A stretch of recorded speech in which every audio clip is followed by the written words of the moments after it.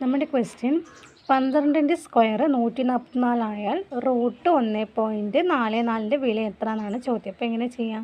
ഇപ്പോൾ തന്നിട്ടുണ്ട് എന്താണ് 12ൻ്റെ സ്ക്വയർ എന്ന് പറയുന്നത്. 12ൻ്റെ സ്ക്വയർ എത്രയാണ്?